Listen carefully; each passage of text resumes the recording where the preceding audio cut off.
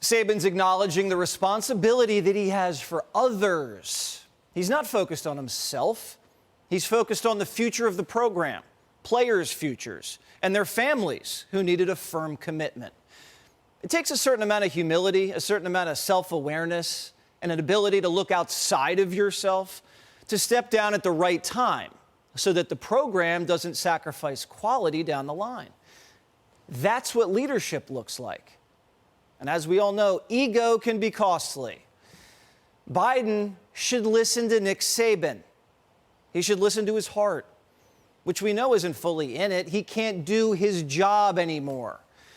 He pitched himself as a bridge to the next generation, and now he's become a burden.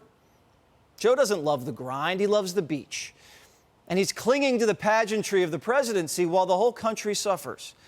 The attention to detail isn't there. He didn't even know his defense secretary was MIA for a week. His days are starting later and later. Briefings that were held at 9 a.m., now held at 11. Lids that were called at 6 p.m., now called at 4. Sometimes days go by when the American people don't even catch a glimpse of the commander-in-chief. And we look around and we wonder, is he doing all he possibly can? We didn't hire Biden so he could retire in the White House. At White House Senior Living, our residents feel right at home. Our vibrant facility offers delightful activities and outings, round-the-clock professional care, and exquisite house-made meals. Well, I've been eating everything that's put in front of me, but I've been eating all Italian foods, basically. And ice cream. And ice cream, chocolate chip ice cream. White House Senior Living, where residents feel like presidents. So after 3 days unseen, Biden scheduled what he called a campaign event in Pennsylvania, the closest swing state to Delaware, the state he was in last week where he anointed himself George Washington. So what did the people of Pennsylvania think of George Washington?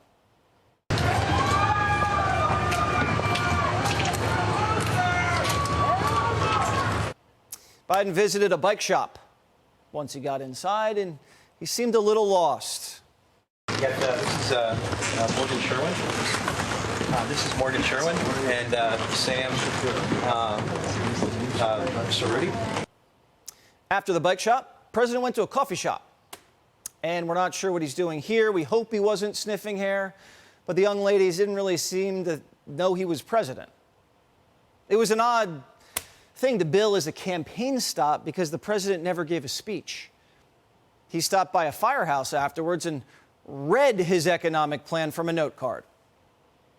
And by the way, all this connected. You know, we've invested because of the Infrastructure Act. I want to get the number right. I think it's roughly how many billion dollars? $145 billion. So, for example, you know, when you increase number of jobs, that increases the number of customers.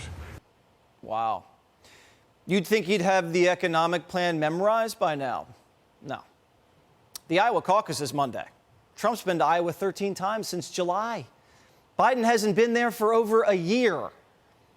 And despite Biden trying to tie him down in court, Trump's done 34 campaign stops since the summer. Biden's done just about half of that, and most of those campaign stops have been Pennsylvania, Maryland, and Delaware. Biden must think he's got it in the bag. Nance does. This is a neck-and-neck race, and no one feels very comfortable on the Democratic side of things that Donald Trump isn't going to be the next president. Well, I don't think that nobody feels. I think many of us know that it is impossible for him to be the president again. Not possible? What does that mean? Nancy either knows something or she hasn't been watching Jesse Watters Primetime, because here's Biden's base from the other night. Who do you want to win the 2024 election, Joe Biden or Donald Trump? Donald Trump. I want Donald Trump. Trump. Uncle Donald. No cap. That's a nice guy. Trump is straight up and down, like 6 o'clock. At least I know what I get when it comes to him. I was more comfortable with Donald Trump in office. I'm not voting for Joe Biden. People voted for Biden in 2020 during the pandemic because he lay low, claimed it was because he was following the science, because he wanted everyone to be okay. And that was comforting to some people. And now that the pandemic's over and he's still laying low, we're wondering if the president's okay. because crime, migrants, and high prices are everywhere, and the man has disappeared.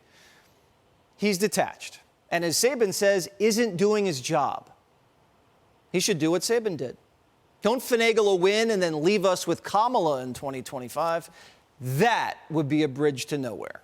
Hey, Sean Hannity here. Hey, click here to subscribe to Fox News YouTube page and catch our hottest interviews and most compelling analysis. You will not get it anywhere else.